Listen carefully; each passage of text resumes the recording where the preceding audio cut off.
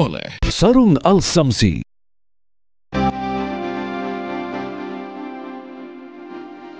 Hasil olah TKP dan uji lab tes DNA Polda Jabar memastikan Dr. Residen Fakultas Kedokteran Universitas Padjadjaran, Priguna Anugrah Pratama, merupakan pelaku tunggal perkosaan terhadap 3 korban yang merupakan 2 pasien dan 1 keluarga pasien.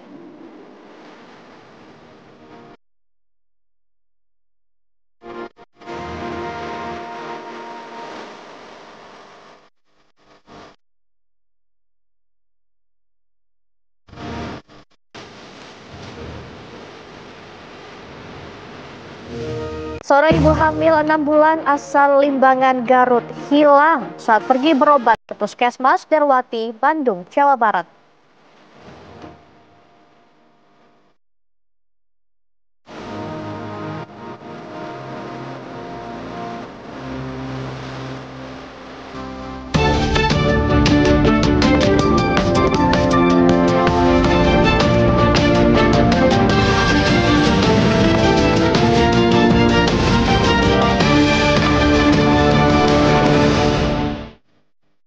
Pemirsa, dalam 2 hari terakhir, 2 politikus meninggal dunia saat berpidato di panggung. Anggota DPRD Jakarta dari fraksi PDI Perjuangan, Brando Susanto, meninggal dunia saat menyampaikan laporan kegiatan halal bihalal DPD PDIP Jakarta. Sementara di Kota Medan, mantan Ketua DPW Partai Amanat Nasional Sumatera Utara periode 2015-2020 meninggal dunia saat memberikan sambutan acara halal bihalal. Apa yang terjadi dengan mereka sehingga tiba-tiba meninggal? Kami akan mendalaminya di kabar utama bersama saya, Laura Luis.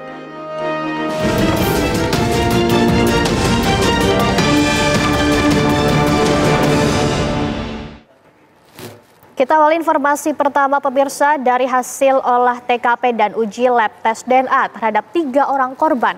Polda Jabar memastikan pelaku kasus pemerkosaan di Rumah Sakit Hasan Sadikin Bandung adalah Dr. Residen Fakultas Kedokteran Universitas Padjadjaran, Priguna Anugrah Pratama. Hal itu merupakan hasil uji lab tes DNA di Laboratorium Pusdokes Mabes Polri yang dilakukan selama sepekan lebih.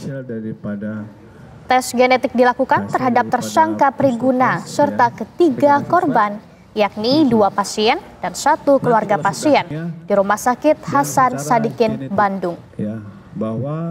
Menurut Kabid Humas Polda Jabar, Kombes Pol Hendra Rohmawan, kesimpulan yang disampaikan di Ditreskrimum Polda Jawa Barat dapat dibuktikan secara ilmiah dan secara genetik bahwa di alat kontrasepsi, rambut, serta alat vital para korban ditemukan hanya ada 1 DNA Priguna Anugrah Pratama dan tidak ada DNA laki-laki lain.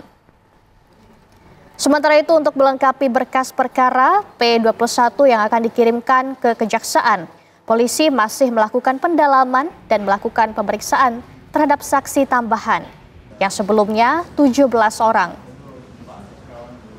Polisi juga menunggu hasil tes psikologi terhadap tersangka Priguna yang kini masih mendekam di Mapolda Jabar.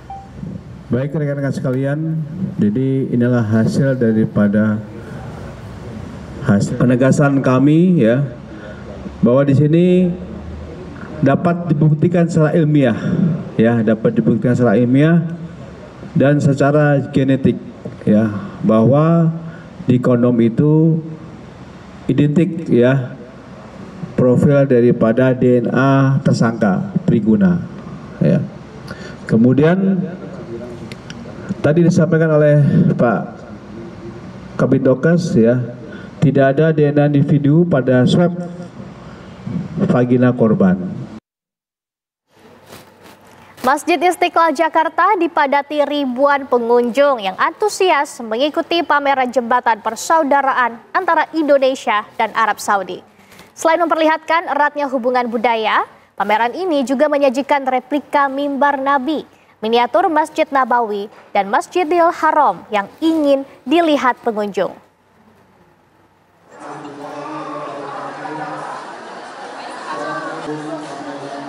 Antrean panjang terlihat sudah mengular sejak pagi hari dan semakin padat di siang hari.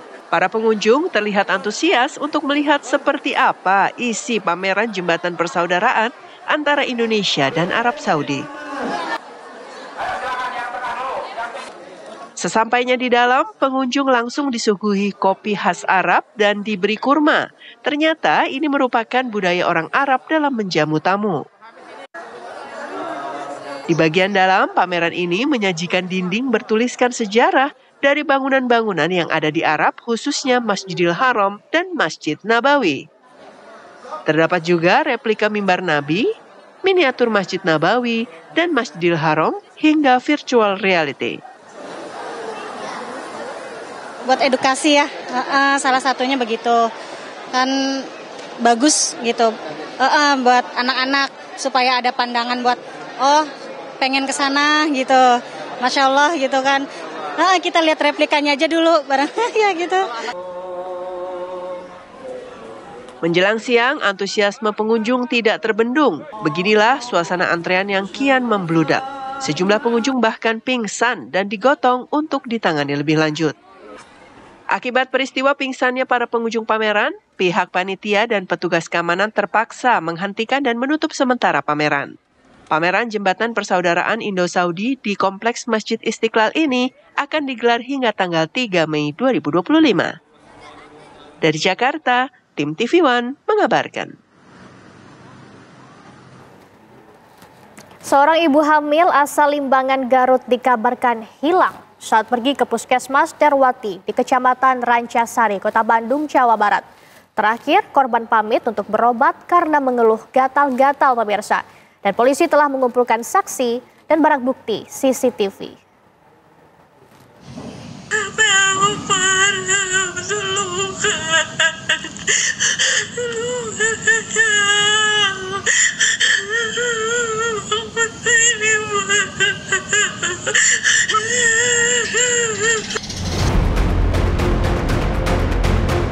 Siti Rohmah, perempuan yang tengah hamil 6 bulan asal Limbangan, Garut, Jawa Barat, hilang saat berobat di Puskesmas Darwati di Rancasari, Kota Bandung, Jawa Barat pada Rabu 23 April lalu. Sebelumnya, suami korban mengantarkan istrinya memeriksa kesehatan di puskesmas, lalu pergi berangkat bekerja. Setelah melakukan pencarian, Opik yang sebelumnya berusaha menghubungi korban, membuka media sosial dan menemukan pesan dari istrinya. Terakhir sekitar jam 00.30 pada dini hari Kamis, di pesan Facebook itu dia minta tolongin, nggak tahu jalan pulang, nggak tahu di mana. Sementara menurut Kepala Puskesmas Darwati mengatakan pasien memang benar sebelumnya datang ke puskesmas untuk berobat. Namun saat namanya dipanggil, pasien tidak ada. Itu tidak dipanggil, tidak ada, dan tidak jadi berobat. Jadi dianggapnya kalau kita tidak ada datang ke poli, berarti tidak jadi berobat pasiennya, seperti itu. Artinya sempat daftar sama dilakukan screening, terus tidak ada kabar lagi? Iya, jadi sampai pemeriksaan tensi saja di ruangan penapisan ini. Kalau ke ruangan dokter tidak ada datang ke ruang dokter. Opik melaporkan kehilangan istrinya pada pihak kepolisian dan saat ini masih dalam penyelidikan. Istrinya belum kembali sejak hari Rabu berobat di UPT Puskesmas Darwati, Kecamatan Asri, Kota Bandung. Kami dalam hal ini sejak menerima laporan kami terbitkan surat keterangan kehilangan orang Puskesmas Rancasari maupun dengan Pak Opik, dan kemudian hasil yang kami sementara lakukan penyelidikan adalah betul pada hari Rabu tercatat di dalam register pendaftaran Puskesmas Rancasari bahwasanya betul atas nama Ibu Siti Rohmah mendaftarkan untuk berobat di poli umum. Itu keluhannya tadi gatal-gatal terhadap CCTV tersebut, dan kami masih menggali melakukan penyelidikan terhadap kendaraan-kendaraan yang dicurigai ataupun yang tidak biasa masuk ke ataupun bukan penghuni dinsos maupun bukan pasien.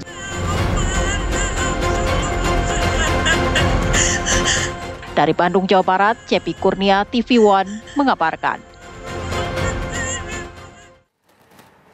Suami dari Siti Rohmah, ibu hamil yang hilang, mengaku tak memiliki konflik dengan orang lain. Namun, ia mengaku sang istri sebelum hilang pernah beberapa kali mengeluhkan ada seorang laki-laki yang menyukai dan mengejar-ngejar istrinya. Dia bilang akan membuat linglung istri saya dan ada DM TikTok ke saudara.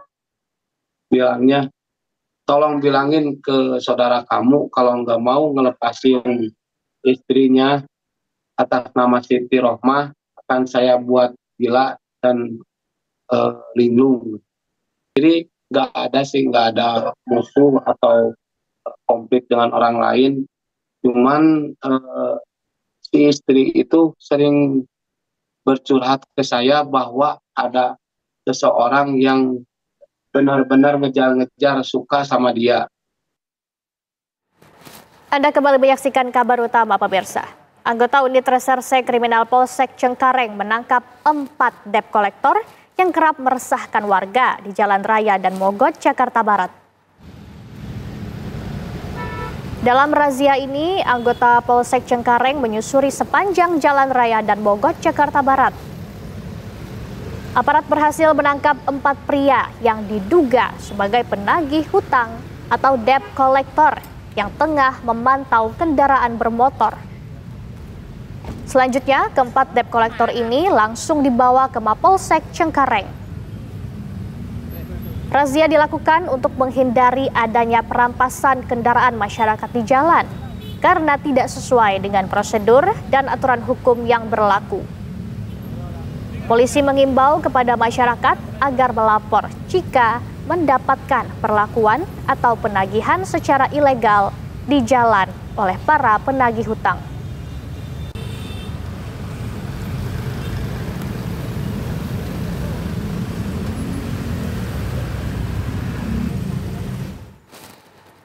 Pemirsa, polisi mengungkap kepemilikan senjata api ilegal dan zat terlarang narkoba dari tangan seorang oknum pengacara. Penemuan berawal kecelakaan akibat senggolan mobil di Jalan Keramat Raya, Senen, Jakarta Pusat antara tersangka dan pemilik kendaraan lain.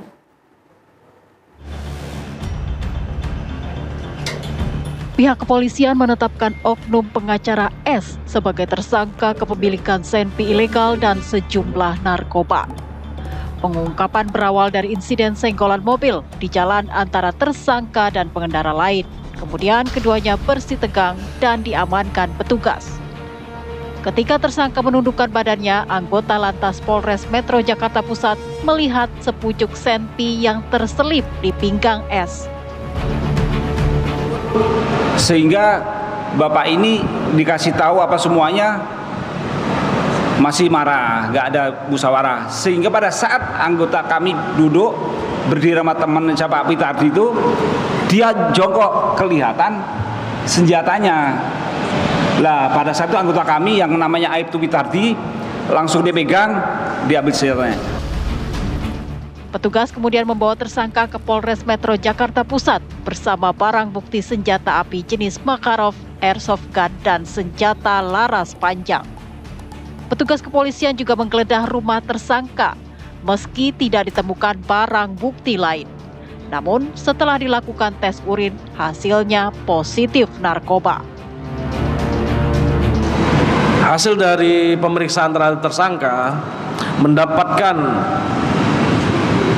senjata api jenis Makarov kaliber 7,65 mm ini dari seseorang inisial A yang dibeli dengan harga 30 juta rupiah. Menurut pengakuan tersangka, memiliki senjata api dikarenakan kerap mendapatkan teror dari orang lain. Senjata tersebut dibelinya tahun 2016 lalu di daerah Senayan dan Pasar Baru. Untuk misalnya ini memang sengaja nyari senjata api untuk pertahanan diri. Tersangka terancam pidana 20 tahun penjara. Dari Jakarta, Yoga Kuspratomo, TV One mengabarkan. Situasi mencekam terjadi ketika eksekusi lahan dan bangunan di Jalan Petarani, Makassar, Sulawesi Selatan. Bentrokan terjadi antara aparat kepolisian dengan massa dari pihak showroom mobil yang menolak pengosongan lahan. Massa dari pihak showroom mobil melakukan penolakan dengan menghadang aparat kepolisian yang mengawal proses eksekusi. Kericuhan tak terhindarkan ketika ratusan personel polisi mencoba membuka akses menuju lokasi. Massa diketahui telah berkumpul di sekitar showroom mobil sejak Minggu malam. Pihak kepolisian berusaha membubarkan massa dengan menggunakan mobil water cannon. Dentuman tembakan gas air mata pun terpaksa dikeluarkan petugas karena massa melawan. Suasana makin tak terkendali ketika massa mendekati aparat. Mereka melempari petugas dengan batu dan kayu. Meski mendapat perlawanan, pihak Pengadilan Negeri Makassar tetap melanjutkan proses eksekusi. Eksekusi dilakukan atas putusan PN Makassar yang memenangkan Sudirjo Aliman bersama anaknya Edi Aliman selaku pemohon. Sengketa lahan seluas 3.825 meter persegi telah berlangsung sejak tahun 2011 lalu.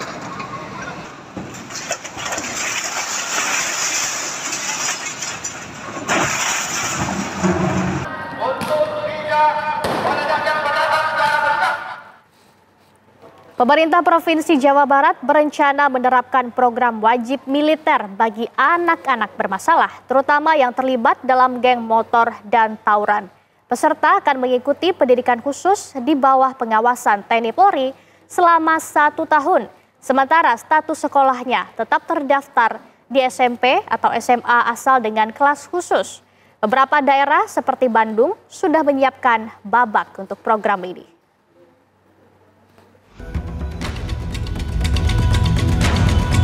Maraknya kenakalan remaja sudah dalam tahap mengkhawatirkan. Tidak hanya urusan tawuran, tapi sudah pada taraf tindak kriminal yang berpotensi merugikan diri sendiri dan juga lingkungan sekitar. Hal inilah kemudian yang mendorong Gubernur Jawa Barat Deddy Mulyadi mengambil langkah yang dinilai sebagian pihak cukup ekstrim. Deddy berencana membawa para remaja yang terindikasi nakal untuk dibina oleh TNI dan Polri. Target pelaksananya hanya tinggal menghitung hari, yaitu pada 2 Mei mendatang. Deddy bahkan menyebut sudah ada 30 hingga 40 barak yang disiapkan untuk mendidik karakter dan perilaku anak-anak di 27 kabupaten kota di Jabar agar menjadi lebih baik. Apakah pendidikan berbasis militer ini tepat untuk anak-anak yang terindikasi nakal? Lalu, apakah ada yang kurang tepat dari sistem pendidikan di Indonesia saat ini? Pemirsa, anggota DPRD DKI Jakarta dari fraksi PDI Perjuangan, Brando Susanto, meninggal dunia saat acara halal bihalal DPD PDIP DKI Jakarta. Brando Susanto merupakan ketua panitia acara yang tiba-tiba terjatuh dan tidak sadarkan diri saat memberikan kata sambutan. Saudara-saudara sekalian, ini duka kita bersama, tetapi Gubernur DKI Jakarta Pramono Anung tak kuasa menahan tangis saat mengenang sosok anggota DPRD Jakarta Brando Susanto. Dengan suara bergetar, Pramono mengajak hadirin yang datang untuk mendoakan Brando yang meninggal dunia saat memberikan kata sambutan di acara halal bihalal DPD PDI Perjuangan di Velodrome Jakarta. Pramono mengenang Brando adalah sosok yang baik, suka menolong dan pekerja keras. Dalam kesempatan ini, saya ingin mengucapkan duka yang mendalam. Inna lillahi wa inna ilaihi raji'un. Sahabat kita, teman kita, ketua panitia kita, yang kita saksikan bersama-sama dalam memberikan sambutan, saya baru mendapatkan kabar kalau sahabat kita Brando meninggal dunia. Untuk itu, marilah kita doakan semoga saudara Brando mendapatkan surga atas apa yang telah dilakukan. Al-Fatihah. Saudara-saudara sekalian, ini duka kita bersama, tetapi kita tidak boleh menyerah dan kita tetap harus bekerja karena apa yang dilakukan sahabat kita, saudara kita Brando merupakan contoh bagi kita semua bekerja sampai dengan akhir hayatnya. Brando Susanto merupakan Ketua Panitia Acara Halal Bihalal DPD PDI Perjuangan Jakarta. Brando tiba-tiba terjatuh dan tidak sadarkan diri saat memberi sambutan dan langsung dievakuasi dari atas panggung untuk dilarikan ke rumah sakit. Tim TV One mengabarkan. Mantan Ketua Dewan Pimpinan Wilayah Partai Amanat Nasional Sumatera Utara periode 2015-2020 meninggal dunia saat memberikan sambutan acara Halal Bihalal. Zulkifli Hussein tiba-tiba terjatuh saat menyampaikan sambutan di acara Halal Bihalal Masyarakat Pidi Raya di Kota Medan pada Minggu siang 27 April 2025. Sejumlah tamu yang hadir langsung membawa Zulkifli Hussein ke rumah sakit. Zulkifli Hussein meninggal di usia 59 tahun dan pada tahun 2009 hingga 2014 dan 2014 hingga 2019 Zulkifli Hussein dipercaya menjadi anggota DPRD Sumut dan juga memimpin Ketua DPW PAN Sumut. Jenazah dimakamkan hari Senin tak jauh dari kediamannya.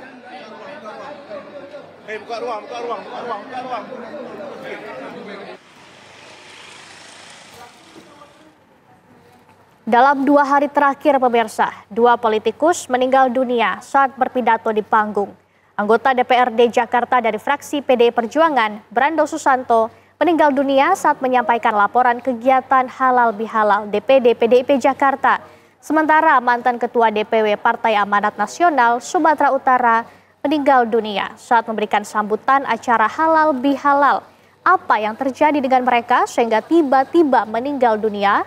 Untuk membahasnya langsung saja kita akan tanyakan kepada dokter spesialis jantung, Dr. Vito Anggarino Damai. Selamat malam Dr. Vito, mungkin Anda bisa jelaskan ini apa yang sebenarnya terjadi dengan 2 politikus yang tiba-tiba meninggal dunia saat sedang berpidato? Ya baik Laura, tentu saja saya sangat juga ikut berduka cita dan menyampaikan bela sungkawa untuk keluarga dan tentu saja banyak orang yang tinggalkan. Tadi kita lihat bahwa 2 politikus tersebut memang orang yang public figure dan memang tentu saja banyak menjadi orang penting ya di dalam berbagai acara. Dan tadi kita lihat bagaimana tiba-tiba terjatuh. Memang saya tidak bisa berspekulasi mengenai penyebab sebenarnya apa, karena kita tidak melihat secara langsung. Tapi kalau kita lihat dari statistik dan juga dari keilmuan, memang penyebab terjadinya sudden cardiac death atau henti jantung mendadak itu paling sering adalah serangan jantung. Itu yang paling sering terjadi dan memang seringkali membuat orang kaget tiba-tiba mendadak, bahkan umumnya orang akan bilang tidak ada gejala sebelumnya. Nah dalam kasus ini sebenarnya memang bisa dicegah dan juga ada satu hal lagi yang saya ingin supaya kita semua sadar adalah bahwa kita harusnya lebih banyak orang yang bisa melakukan CPR atau resusitasi jantung paru. Jadi bagaimana melakukan bantuan hidup dasar, bagaimana kita melakukan pertolongan pertama untuk kasus seperti ini. Karena ini kan pernah juga beberapa kali terjadi juga pada atlet bahkan demikian. Jadi 2 hal tersebut yang saya soroti adalah satu memang ya kita saling mengingatkan untuk reminding bahwa pentingnya pencegahan dan check up atau pentingnya pemeriksaan rutin. Dan yang kedua adalah pentingnya untuk bisa melakukan CPR atau bantuan hidup dasar juga pada kasus seperti ini. Orang-orang yang ada di tempat publik yang security, walaupun dia bukan sebagai seorang petugas medis, harusnya dia bisa melakukan bantuan hidup dasar karena ada pelatihannya sebenarnya untuk awam sekalipun. Dan apa yang dilakukan itu sebenarnya bisa meningkatkan survival atau kemungkinan untuk orang yang henti jantung itu bisa selamat kembali. Asal cepat dibawa dan bisa cepat dilakukan prosedur untuk penyelamatan di tempat medis. Tapi kan untuk awalnya harus tahu dulu bagaimana cara menanganinya. Tentu saja memang kasus seperti ini sangat mengagetkan, mungkin orang juga nggak langsung bisa bereaksi, tapi kalau memang sudah terlatih melakukan bantuan hidup dasar, akan lebih baik lagi dan memperbesar kemungkinan orang akan lebih bisa diselamatkan. Baik Dr. Vito, tapi ini mereka sedang tidak melakukan aktivitas olahraga atau aktivitas berat lainnya. Apa yang menjadi pemicunya? Apakah mungkin kondisi nervous dengan jantung berdebar-debar ini bisa menjadi pemicu, dokter? Ya, memang kalau dalam kondisi orang stres secara psikologis, rapat, ataupun dengan kondisi lagi tegang, ataupun lagi euforia, ya, ataupun sedih berlebihan, itu memang bisa memicu terjadinya henti jantung atau serangan jantung, apabila kita mengatakan yang paling sering karena serangan jantung. Nah, sebenarnya justru poinnya adalah ketika pencegahan, ketika tidak ada keluhan, tidak ada gejala apa-apa. Banyak orang yang datang kepada saya untuk sebenarnya periksa karena dia bilang saya mau cek karena saya mau make sure bahwa I'm okay gitu. Jadi karena itu dia periksa karena dia tahu bahwa justru kita cek itu ketika sedang tidak ada apa-apa, tidak ada keluhan, dan itu sering kali terjadi. Nah, sebenarnya yang menjadi penyebab itu adalah faktor risiko yang klasik ya. Yang klasik itu berarti memang yang sudah sering orang tahu juga. Tapi saya akan ulang di sini dengan cepat. Satu, pertama darah tinggi yang tidak terkendali. Yang kedua, diabetes mellitus. Yang ketiga, kebiasaan merokok. Yang keempat, orang yang kegemukan, obesitas sentral. Jadi mungkin tidak kelihatan gemuk sekali, tapi perutnya yang maju ke depan. Itu biasanya kalau lingkar pinggang dihitung. Ya, kalau lingkar pinggang itu lingkar pinggang diperiksa itu biasanya 80 cm kalau untuk perempuan, 90 cm untuk laki-laki. Nah, itu satu faktor risiko yang utama. Dan yang berikutnya adalah kalau orang tersebut punya kadar kolesterol yang berlebihan. Dan ini adalah faktor risiko yang sebenarnya bisa kita kendalikan. Jadi di luar kita bilang genetik atau keturunan, tapi sebenarnya kalau kita bicara mengenai faktor risiko yang bisa dikendalikan untuk mencegah penyakit jantung, dan bisa mencegah sampai 80% penyakit jantung, itu adalah sebenarnya tadi hipertensi, diabetes mellitus, ya, penyakit gula, ya, kegemukan, obesitas, lalu dia kolesterol tinggi, dan kebiasaan merokok. Nah, jadi rapat atau pidato ini sebenarnya pemicunya aja. Penyakitnya sudah dari sebelum-sebelumnya, dan sebenarnya bisa diketahui kalau kita sudah periksa. Baik, ini untuk orang-orang dengan riwayat penyakit jantung yang seperti dokter ceritakan tadi. Apakah ada hal-hal yang sebaiknya mereka lakukan untuk mencegah high impact dari penyakit itu sendiri? Mungkin ketika mereka akan melakukan aktivitas olahraga atau pekerjaan yang membuat deg-degan. Apa yang sebaiknya mereka lakukan, dokter? Ya, kalau memang untuk melakukan olahraga, sebenarnya saya tuh sekali lagi ya, kita tidak boleh bilang bahwa olahraga penyebab orang serangan jantung, karena justru kebalikannya, olahraga ini pencegah serangan jantung. Banyak orang yang akhirnya ditakut-takuti atau mungkin merasa menakut-takuti orang lain karena tanpa sadar dia bilang ini gara-gara olahraga nih gitu ya, padahal sebenarnya bukan. Jadi ingat, olahraga itu sebenarnya bukan menjadi masalahnya, tapi yang menjadi masalahnya adalah karena tidak tahu ada penyakit jantung sebelumnya. Jadi kalau memang mau menghadapi mungkin seperti ini, ada pidato atau mungkin acara yang besar, acara yang penting, sebaiknya check up dulu. Karena seringkali saya misalkan ada menerima pasien-pasien yang sedang mau untuk mereka ada acara besar, mereka ada juga yang sadar, oke, ini kayaknya 2 minggu lagi saya mau acara besar, saya mau make sure I'm okay gitu kan. Nah, itu kita masih bisa lakukan pencegahan. Contoh misalnya kita tahu, oh Pak, ternyata tensi Bapak tinggi selama ini. Nah, coba kita tensi, kita lakukan pencegahan, kita bisa, kalau memang perlu obat kita kasih obat, kalau memang tidak perlu obat kita kasih tahu bagaimana cara dia memanage stresnya gimana. Terus kalau memang dia ternyata punya persoalan penyakit jantung, make sure pastikan bahwa obat-obat jantung yang proper yang memang diperlukan dia konsumsi. Jangan sampai lupa cuma karena dia perlu ke kota lain, sehingga acara kota lain dia tiba-tiba tidak minum, susah mencari obatnya lagi. Jadi menjaga jantung tetap sehat dan stabil itu penting sekali dalam acara-acara seperti ini, yang besar seperti ini. Ya mungkin kalau misalkan ini buat reminder buat kita semua sendiri aja, kalau memang ada acara yang penting dan acara yang besar, saling mengingatkan. Gimana, you okay? Baik-baik aja nggak? Kesehatan oke nggak? Karena sebenarnya bukan karena kelebihan kerja saja sih, ya maksudnya kan seringkali orang bilang ini karena kecapean, ya benar kecapean juga nggak bagus, tapi sebenarnya kecapean itu tidak membuat orang henti jantung kalau jantungnya baik-baik saja atau stabil-stabil saja. Orang boleh punya darah tinggi tapi terkendali dengan obat atau terkendali dengan pola hidup dia. Orang boleh punya masalah jantung tapi bisa stabil dengan bantuan obat-obatan atau dengan cara dia memanage diri sendiri. Orang-orang yang masih sehat atau orang-orang yang punya faktor risiko belum tentu harus punya obat, tapi dia harus tahu bagaimana cara mengendalikan pola makan dia, tahu olahraga yang aman bagaimana, batas amannya bagaimana, tahu cara bisa mengendalikan stres, tahu bahwa dia sebenarnya mampu atau bisa mengendalikan diri untuk bisa menangani diri, mencegah faktor risiko. Jadi ya nggak selalu obat juga. Intinya dia harus mengenali diri sendiri.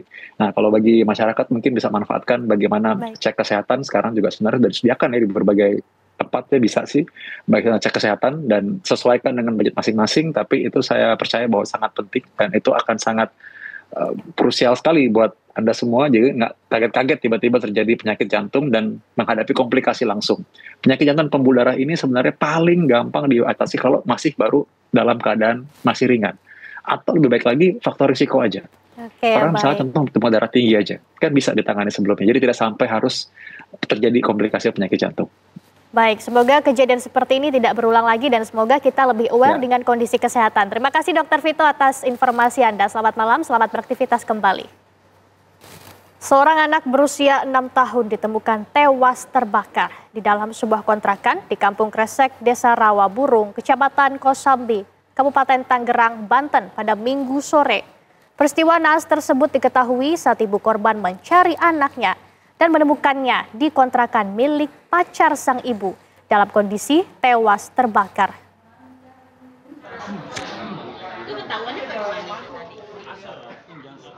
Warga Kampung Kresek, Desa Rawaburung, Kecamatan Kosambi, Kabupaten Tangerang, Banten, geger dengan penemuan jasad bocah yang tewas terbakar.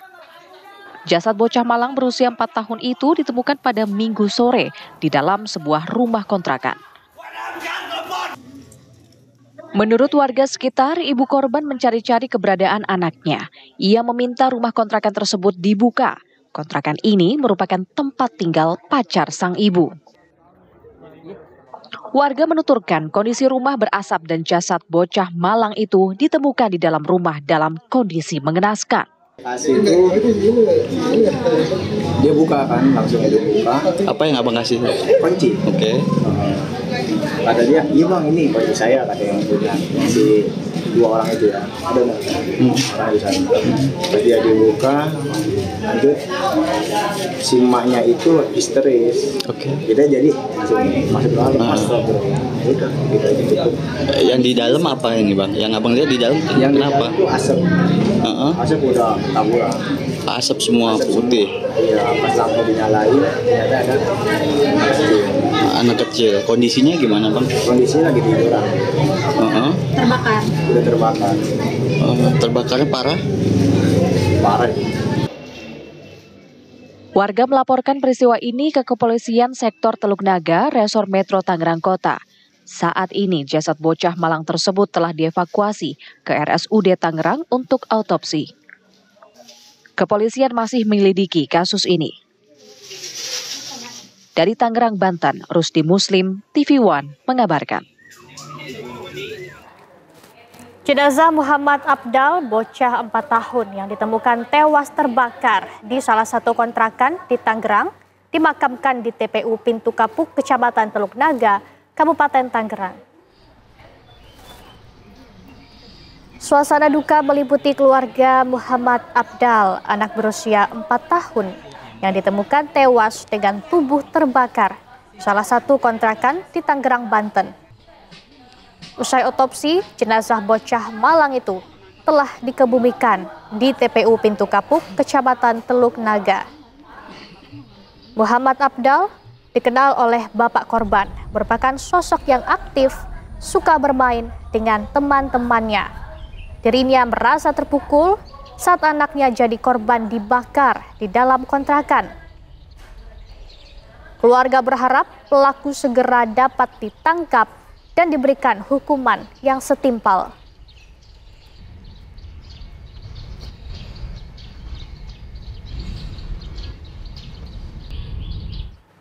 Kita ke informasi lain pemirsa, mantan pejabat Mahkamah Agung Zarof Rikar kembali menjalani sidang kasus suap vonis bebas Ronald Tanur.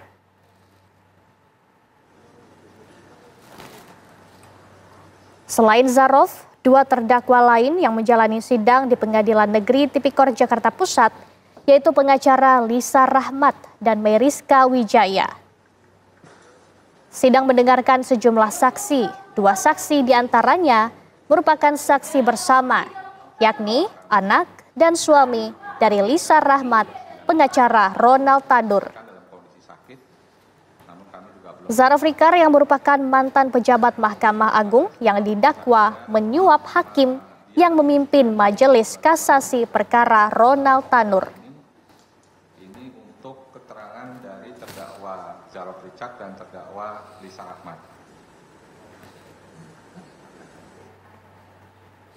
Presiden Prabowo Subianto menghadiri town hall meeting Danantara bersama BUMN di Jakarta Convention Center Senin sore.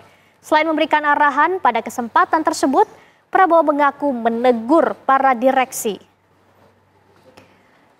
Acara Town Hall Meeting dihadiri jajaran pimpinan Danantara, para Menko Kabinet Merah Putih, serta para direksi BUMN.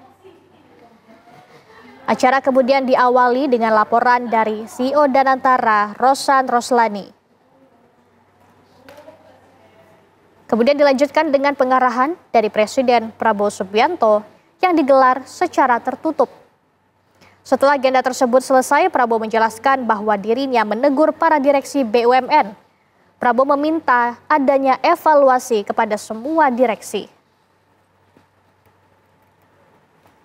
Atas nama bangsa dan rakyat, saya minta semua direksi berbuat yang terbaik, tinggalkan praktek-praktek zaman dulu mungkin yang kurang efisien, atau ada praktek-praktek yang nggak benar, harus ditinggalkan. Ya tertutup karena saya banyak negur juga direksi-direksi gitu, nggak enak kan ditegur di depan kalian, oke? Pemirsa, kabar menarik dan penting sepanjang hari ini kami rangkum selengkapnya dalam News Flash berikut ini.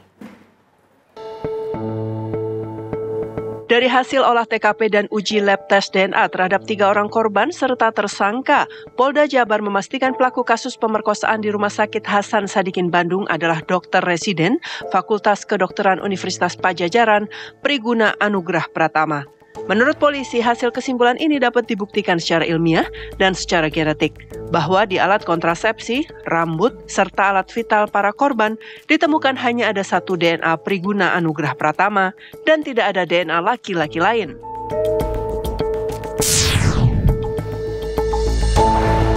Masjid Istiqlal Jakarta dipadati ribuan pengunjung yang antusias mengikuti pameran jembatan persaudaraan antara Indonesia dan Arab Saudi.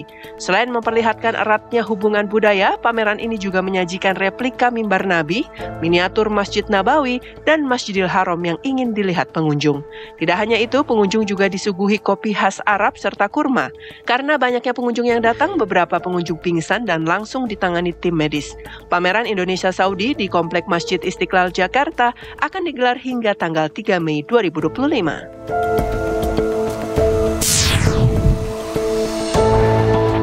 Zulkifli Hussein, mantan Ketua Dewan Pimpinan Wilayah Partai Amanat Nasional PAN Sumatera Utara, periode 2015-2020 meninggal dunia saat berpidato di acara Halal Bihalal Masyarakat Pidi Raya di Kota Medan pada hari Minggu.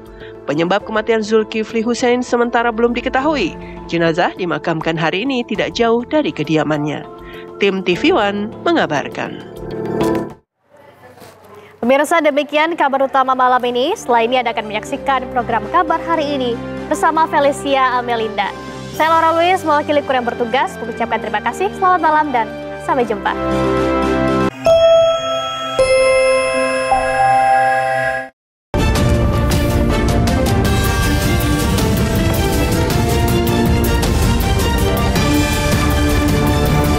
Didukung oleh Sarung Al Samsi,